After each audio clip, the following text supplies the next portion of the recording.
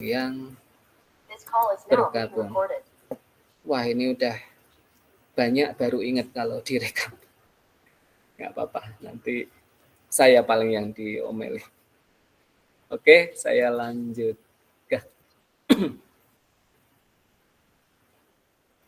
Tadi ini untuk pembahasan ini masih banyak teori. Mungkin saat ini saya belum memberikan kuis. Mungkin baru pertemuan besok udah mulai sedikit perhitungan atau mungkin pemodelan. Tadi sampai sini ya.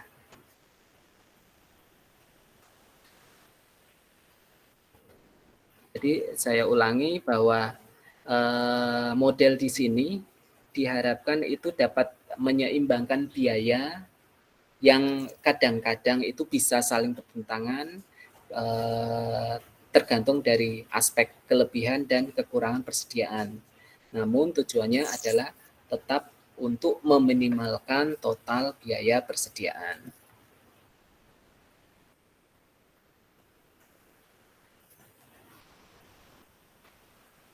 Nah, karena sifat matematika ini merupakan bagian dari suatu model riset operasi atau OR, orang cenderung berpikir bahwa studi OR atau riset operasi ini selalu berakar pada analisis secara matematis.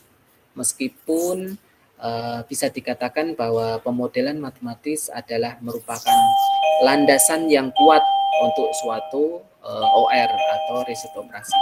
Tunggu sebentar ya.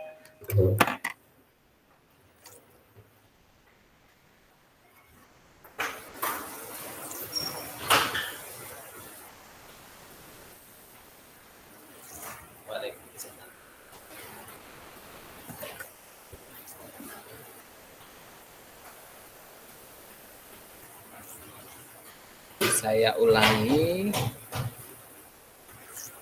Tadi sampai mana ya? Bentar.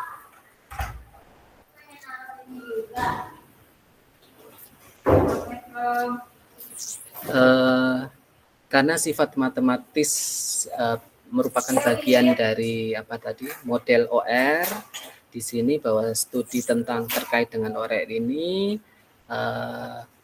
sebagian orang menganggap bahwa selalu berakar pada suatu analisis matematis. Meskipun pemodelan matematis ini merupakan landasan yang kuat, artinya apa? Untuk dapat memperhitungkan atau mendapatkan suatu keputusan yang paling optimal, di sini menggunakan tools dalam bentuk pemodelan matematis. Tapi bukan untuk main.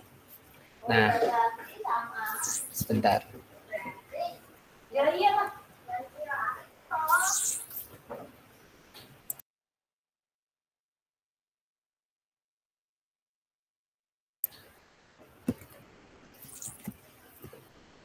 Poin berikutnya, dalam beberapa kasus solusi sebagai suatu kewajaran dapat dicapai melalui pengamatan yang sederhana.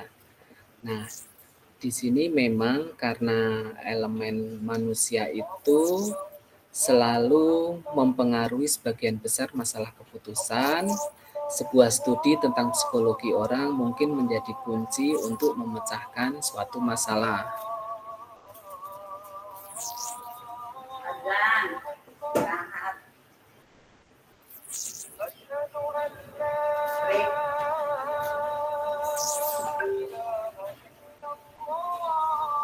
Sebentar.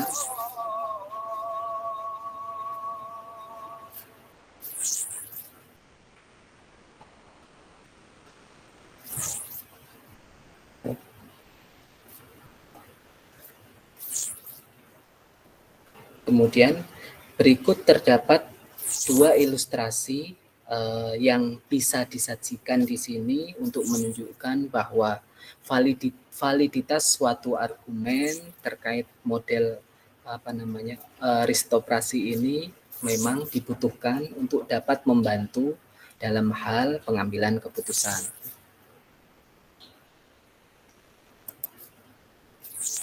Ini contohnya. Yang pertama, pada tahun 2004 ketika UPS atau United Parcel Service ini menerapkan perangkat lunak Orionnya. Di sini adalah suatu software yang membantu rute seorang driver. Nah, berdasarkan algoritma salesman perjalanan yang canggih. Di sini untuk menyediakan rencana perjalanan pengiriman harian yang disesuaikan bagi para driver di company UPS. Perangkat lunak ini umumnya mengusulkan rute yang jauh lebih pendek daripada atau dibandingkan yang saat ini diambil oleh para pengemudi. Tentunya hal ini dengan efeknya atau dampaknya adalah mempunyai potensi penghematan yang luar biasa dalam jumlah jutaan dolar per tahun bagi perusahaan. Nah, ini untuk bagian mereka, para pengemudi ini ternyata tidak menyukai gagasan bahwa mesin ini atau software ini bisa dikatakan menjadi yang lebih baik atau menjadi yang terbaik dibandingkan mereka para driver. Mengingat pengalaman bertahun-tahun mereka yang bisa dikatakan cukup panjang di tempat kerja tersebut. Kemudian juga dalam kasus ini dihadapkan suatu dilema. Ternyata pengembang dari Orion ini menyelesaikan masalah hanya menempatkan larangan yang terlihat pada lembar rencana perjalanan yang bertuliskan di mana mereka komputernya, maksudnya softwarenya itu bisa memberikan alternatif yang lebih baik.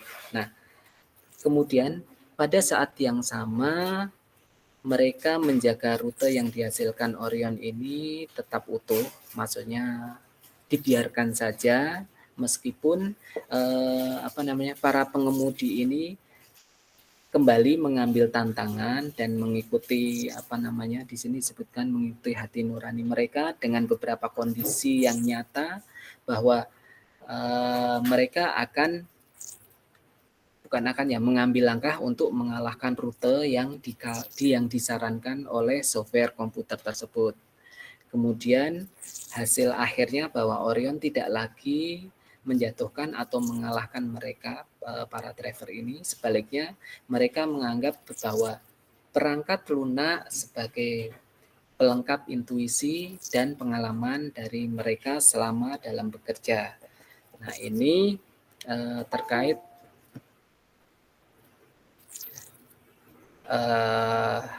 beberapa kasus yang terjadi yang diangkat sebagai suatu studi kasus di sini. Kemudian yang kedua, di mana wisatawan yang tiba di Bandara Interkontinental di Houston, Texas, ini beramai-ramai mengajukan komplain tentang penantian panjang untuk bagasi mereka. Nah, ini waktu itu para pengelola, kalau di sini bisa dikatakan sebagai angkasa pura. Oh iya teman-teman, ini saya lanjutkan, nanti sekalian selesai aja ya untuk sholat ya. Karena ini tinggal sedikit lagi kebetulan slide-nya. Gimana? Daripada break terus mulai lagi. Oke, Pak. Ya, oke. Karena ini masih belum, ini baru pengantar pertemuan yang di awal, jadi belum banyak terkait teknisnya.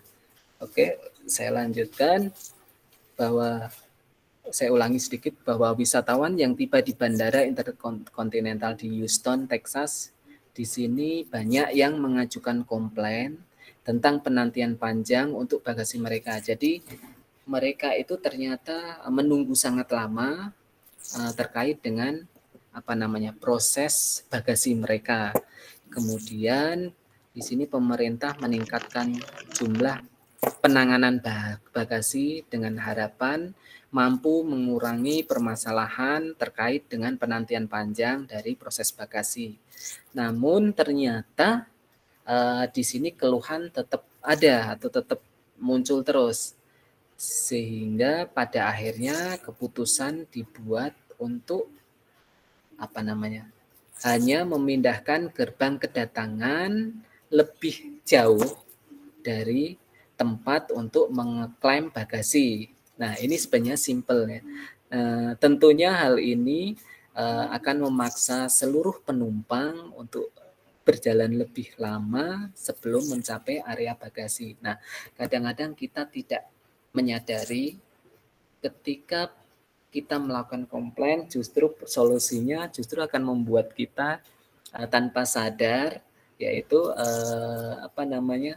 diberikan alternatif yang justru sebenarnya secara ini lebih merepotkan. Karena apa? Contohnya seperti ini, kita diberikan jalur yang sangat panjang dari pintu kedatangan sampai untuk menuju bagasi. Harapannya apa? Karena proses bagasi yang saat itu ternyata tidak bisa dipercepat, gitu. Sehingga alternatifnya membuat jalurnya diperpanjang. Nah, ternyata dari sini hasilnya cukup optimal, yaitu keluhan menjadi berkurang atau bahkan di sini disebutkan menghilang karena jalan tambahan ini sangat panjangnya, begitu panjangnya sehingga memungkinkan cukup waktu untuk bagasi yang akan dikirim. Ini maksudnya dikirim ke tempat klaim bagasi. Salah ketik nih, kira-kira seperti itu. Nah, jadi studi riset operasi ini berakar pada kerja tim, di mana seorang analis OR atau riset operasi dan klien bisa bekerja secara berdampingan. Jadi di sini diharapkan antara analis OR, riset operasi, dan kliennya ini tentu dapat bekerja berdampingan. Kenapa? Karena ketika proyek desain atau sign kontrak, pekerjaan itu harus jelas kapan, terutama terkait dengan penjadwalannya. Kenapa? Ketika salah satu tidak komit dan proyek menjadi karena kerjasama yang kurang bagus, ketika terjadi keterlambatan tentu itu akan menyebabkan biaya menjadi bertambah. Nah, keahlian analis dari OR atau riset operasi dalam suatu pemodelan tentunya dilengkapi dengan pengalaman dan kerjasama klien untuk penelitian apa yang atau proyek apa yang sedang dilakukan. Kemudian sebagai alat pengambilan keputusan bahwa riset operasi merupakan adalah suatu ilmu pengetahuan dan seni. Di sini disebutkan OR adalah ilmu pengetahuan dan seni. Ini adalah ilmu berdasarkan teknik matematika yang diwujudkan dan seni karena keberhasilan fase yang mengarah ke solusi model matematis sangat tergantung pada kreativitas dan pengalaman tim dari riset operasi tersebut. Kemudian disebutkan di sini Pak Willemijn pada tahun 1994 atau 1994 di sini menyarankan bahwa suatu praktek atau riset operasi yang efektif di sini membutuhkan lebih dari kompetensi analitis.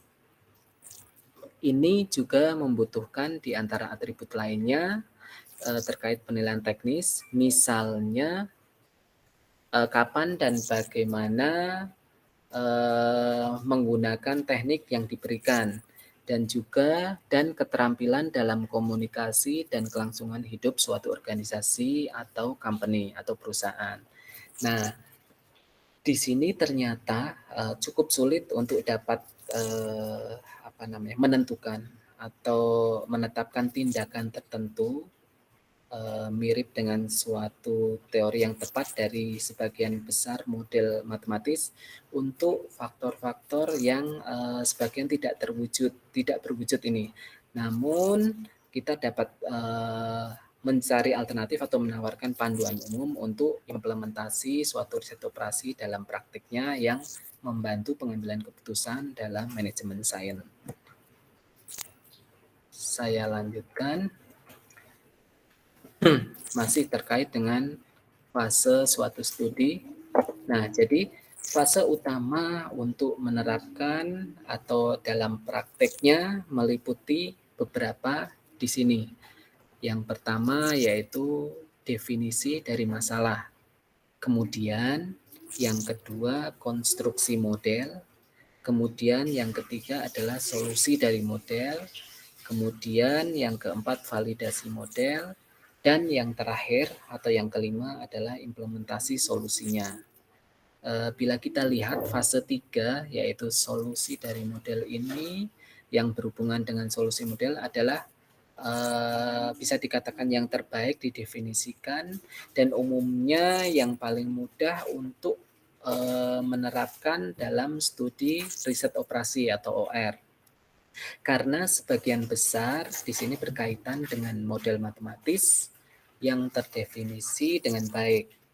Implementasi fase yang tersisa juga merupakan seni. OR adalah seni dan ilmu pengetahuan, merupakan seni dibandingkan dari suatu teori. Nah, kemudian bila kita lihat fase 1 definisi masalah, di sini melibatkan atau menggambarkan ruang lingkup dari masalah di bawah investigasi. Fungsi ini harus dilakukan oleh seluruh tim OR atau seluruh tim riset operasi.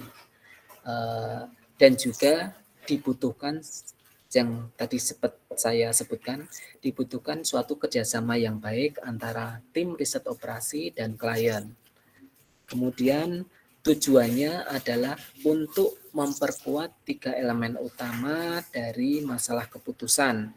Yang poin pertama yaitu terkait deskripsi alternatif keputusan, kemudian yang kedua penentuan tujuan penelitian, dan yang ketiga spesifikasi keterbatasan di mana sistem yang dimodelkan itu dapat beroperasi dengan baik.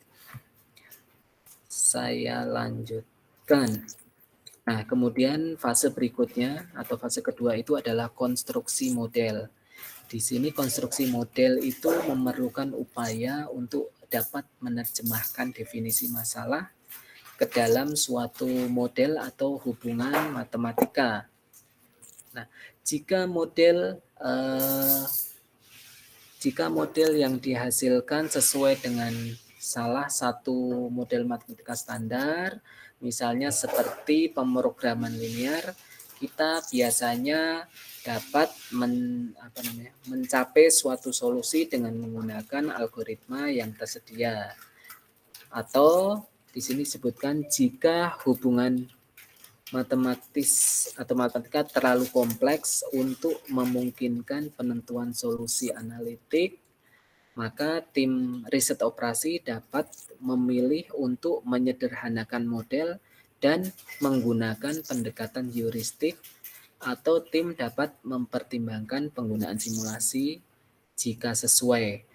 Nah, namun perlu diingat dalam beberapa kasus model matematis, kemudian simulasi dan heuristik ini dapat dikombinasikan untuk memecahkan suatu masalah untuk membantu dalam hal pengambilan keputusan. Ini dalam fase konstruksi model. Fase berikutnya kita lihat yaitu fase solusi model. Fase ini solusi model ini sejauh ini adalah bisa dikatakan yang paling sederhana dari semua fase OR atau fase riset operasi karena memerlukan penggunaan algoritma pengoptimalan yang terdefinisi dengan baik. Kemudian disebutkan aspek penting dari fase solusi model adalah analisis sensitivitas. Nah, ini berkaitan dengan bagaimana cara mendapatkan informasi tambahan terkait tentang perilaku solusi yang optimal ketika model mengalami beberapa perubahan parameter. Kemudian analisis sensitivitas ini sangat diperlukan ketika parameter model tidak dapat diperkirakan secara akurat. Dalam kasus ini penting untuk mempelajari perilaku solusi optimal di lingkungan perkiraan terkait dengan parameter-parameter yang dibutuhkan. Itu terkait dengan solusi model. Berikutnya masih fase studi. Di sini adalah validitas model atau fase yang keempat. Validitas model ini memeriksa apakah model yang diusulkan melakukan apa yang dimaksudkan untuk melakukannya atau tidak. Nah, ini apakah itu cukup dapat memprediksi perilaku sistem yang diteliti. Nah, awalnya tim riset operasi, tim OR harus betul-betul yakin bahwa output model tersebut tidak termasuk sebagai sesuatu yang tidak diharapkan atau suatu surprise atau kejutan. Nah, dengan kata lain, apakah solusinya tersebut itu bisa dikatakan masih masuk akal atau apakah hasilnya ini dapat diterima secara intuitif. Kemudian poin berikutnya, di sisi formal, metode umum untuk memvalidasi model adalah untuk membandingkan output dengan data output historis. Model ini akan menjadi valid dalam kondisi tertentu, namun jika dalam kondisi input yang sama, itu cukup menduplikasi kinerja di masa lalu. Kemudian apa tadi? Model ini valid jika dalam kondisi input yang sama untuk menduplikasi kinerja masa lalu. Nah, namun umumnya atau bisa dikatakan bagaimanapun tidak ada di sini tidak ada jaminan bahwa kinerja masa depan akan terus menduplikasi perilaku yang sama di masa lalu. Juga karena model biasanya didasarkan pada pemeriksaan data masa lalu, kemudian perbandingan yang diusulkan biasanya diharapkan harus mempunyai keuntungan atau lebih menguntungkan dibanding model yang sudah dilakukan di masa lalu. Kemudian jika model yang diusulkan mewakili sistem baru, tidak ada data historis yang akan tersedia. Dalam beberapa situasi, simulasi dapat digunakan sebagai alat yang independen untuk memvalidasi output dari suatu model matematis. Itu terkait dengan proses validitas atau fase validitas model. Kemudian fase yang terakhir, yang kelima, di sini adalah terkait dengan penerapan dari solusi atau implementasi solusi. Dikatakan bahwa implementasi solusi dari model yang divalidasi di sini melibatkan suatu terjemahan hasil ke dalam suatu instruksi operasi yang dapat dimengerti untuk dikeluarkan kepada orang-orang yang akan mengelola sistem yang direkomendasikan tersebut. Nah, ini beban tugas ini terutama terletak pada tim OR atau tim riset operasi. Jadi, tim riset operasi ini memang benar-benar harus memahami betul beberapa fase-fase yang terkait dengan studi, di mana dibutuhkan suatu kerjasama yang baik dengan kliennya, kemudian juga pengalaman untuk bisa menetapkan atau meraih hasil yang paling optimal, seoptimal mungkin dengan menggunakan tools-tools yang tentunya akan dipelajari di manajemen sains ini. Mungkin itu yang bisa saya sampaikan. Sampai di sini mungkin ada yang perlu ditanyakan terkait apa yang sudah saya sampaikan. Mungkin ada yang perlu ditanyakan atau mungkin ada yang perlu didiskusikan. Silahkan teman-teman. Baru coba memahami sedikit-sedikit, Pak. Iya, Pak. Iya, Mas. Silahkan. Jadi ini sebagai pengantar untuk manajemen sains. Nantinya pertemuan minggu depan akan banyak menggunakan model matematis dan juga ada perhitungannya. Kira-kira begitu. Nanti kalau misalkan ada permasalahan atau apa, ada yang belum bisa dipahami, silahkan ditanyakan. Itu saja. Ini Baik. saya kebetulan belum punya daftar absensinya ya. Atau minta tolong Mas Fajar untuk di capture lagi ya. Kemudian Baik, dikirim ke baik. saya. Minta tolong Pak untuk di close presentasinya Pak. Oh ya, oke. Oh ya.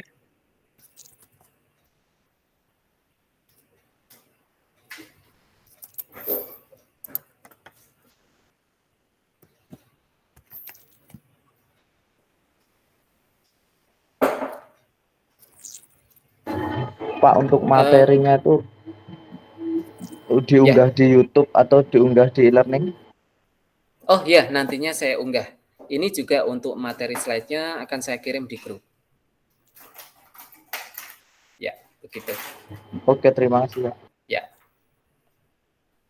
Silahkan Mas Fajar. Mungkin teman-teman bisa dibuka videonya untuk apa namanya? Sebentar, saya yang satu yang dari handphone, yang tadi untuk saya keluar dulu. Yang untuk menge-approve yang baru join. Oke, sudah. Ya, silahkan Sudah Mas Pak. Fajar. Sudah saya kirim Oh, di sudah. grup Pak. Sudah semua ya? Ini Ya, udah sudah. hadir semua.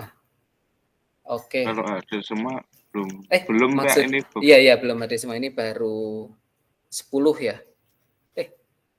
Iya benar nggak? Iya Pak, 10. Oke. Ya sudah, itu saja yang bisa saya sampaikan. Terima kasih atas perhatian teman-teman. Salam tetap semangat untuk menjaga kesehatan karena pandemi masih ada. Saya mengucapkan banyak terima kasih. Selamat malam dan wassalamualaikum warahmatullahi wabarakatuh. Waalaikumsalam warahmatullahi wabarakatuh. Terima kasih. Terima kasih Terima kasih Pak. Pak. Terima kasih. Saya tutup Jimit-nya ya. Baik, Terima kasih. baik Pak.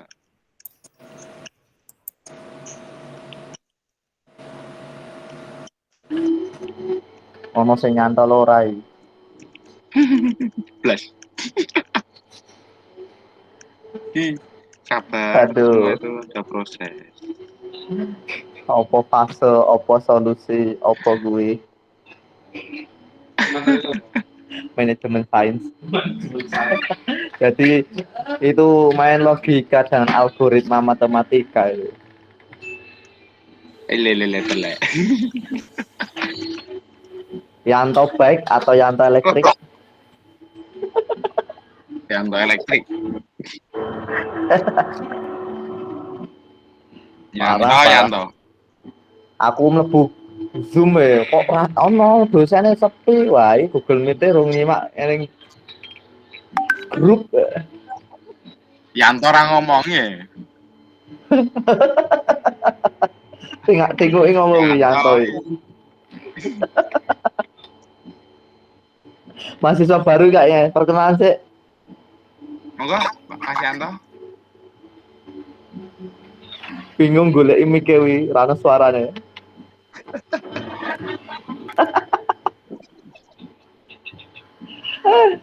Wes, yuk keluar aku keluar. Ganti.